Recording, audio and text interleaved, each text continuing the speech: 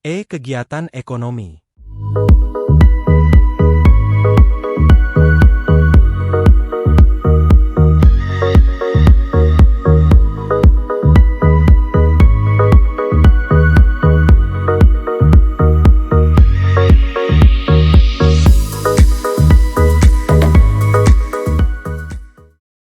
Manusia selalu melakukan kegiatan untuk memenuhi kebutuhannya. Setiap harinya manusia dihadapkan pada situasi kebutuhan yang hampir tidak terbatas, sedangkan alat pemuas kebutuhan terbatas. Oleh karena itu, setiap hari manusia melakukan kegiatan ekonomi demi memenuhi kebutuhan. Kegiatan manusia dalam rangka memenuhi kebutuhannya dibagi menjadi 3, yaitu produksi, distribusi, dan konsumsi. 1. Produksi. Salah satu aktivitas manusia untuk memenuhi kebutuhannya adalah produksi. Kegiatan produksi sering kita temukan dalam kehidupan sehari-hari. Misalnya seorang ibu menyiapkan menu sarapan dengan memasak nasi, menggoreng telur, dan membuat teh. Sarapan tersebut dikonsumsi anggota keluarga untuk memenuhi kebutuhan makanan dan minuman. Produksi merupakan kegiatan untuk menambah manfaat suatu barang, atau menciptakan barang baru demi memenuhi kebutuhan manusia.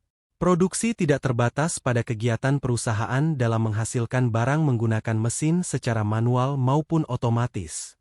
Produksi memiliki makna yang lebih luas. Kegiatan menambang minyak untuk kebutuhan bahan bakar, menanam dan memanen padi dan sayur-sayuran, menjahit kain menjadi baju, serta mengolah tanah liat menjadi batu bata atau gerabah, semua hal tersebut termasuk kegiatan produksi. Jika kita telaah lagi, semua kegiatan tersebut menambah manfaat atau menciptakan suatu barang dengan berbagai jenis pekerjaan. A. Jenis produksi. Hasil produksi dibagi menjadi 2, yaitu berupa barang dan jasa. 1. Produksi barang merupakan kegiatan mengubah sifat maupun bentuk suatu benda. Produksi barang ini dibedakan menjadi barang modal dan barang konsumsi. Misalnya produksi roti, produksi mebel, dan produksi pakaian. 2. Produksi jasa merupakan kegiatan menambah nilai guna suatu barang tanpa mengubah bentuknya. Misalnya jasa perawatan kecantikan, jasa pengobatan, dan jasa pariwisata. B. Tujuan kegiatan produksi. Tujuan utama kegiatan produksi adalah memenuhi kebutuhan manusia dalam rangka mencapai kemakmuran.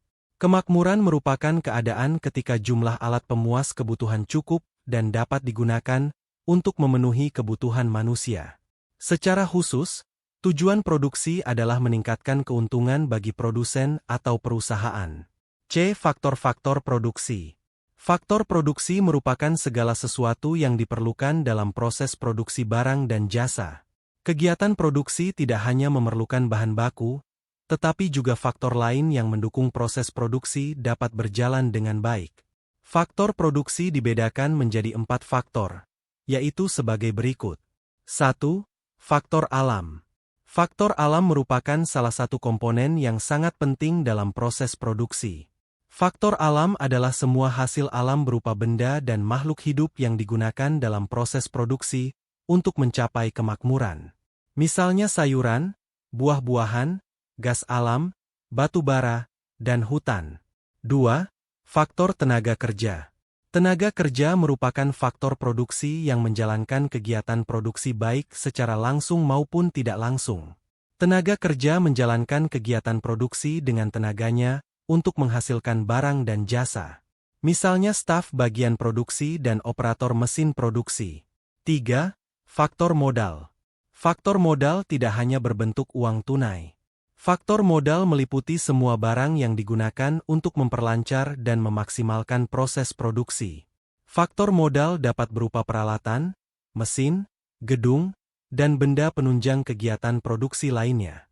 4. Faktor keahlian. Faktor keahlian berfungsi untuk mengontrol dan memastikan faktor-faktor produksi berjalan dengan baik dan menghasilkan produksi yang maksimal.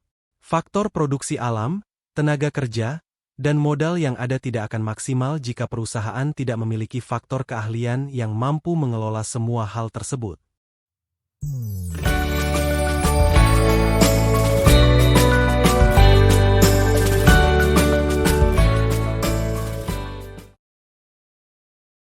Distribusi merupakan kegiatan menyalurkan barang dari produsen kepada konsumen. Kegiatan produksi tidak akan berguna jika hasil produksi tidak didistribusikan kepada konsumen. Distribusi dapat dilakukan oleh perseorangan maupun lembaga distribusi.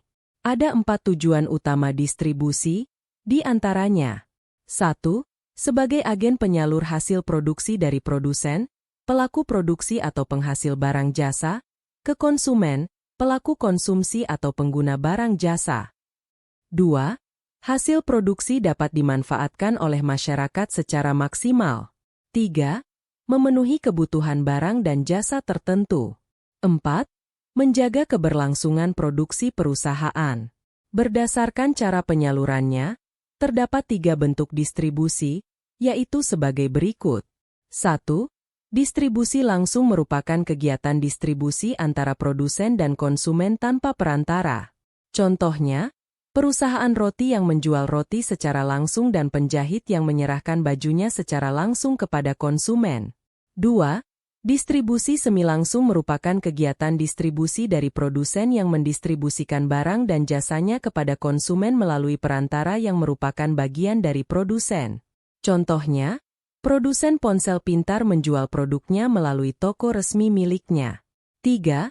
Distribusi tidak langsung merupakan kegiatan distribusi dari produsen yang mendistribusikan barang dan jasanya melalui perantara. Perantara tersebut dapat berupa agen, minimarket, pasar, dan pedagang kecil.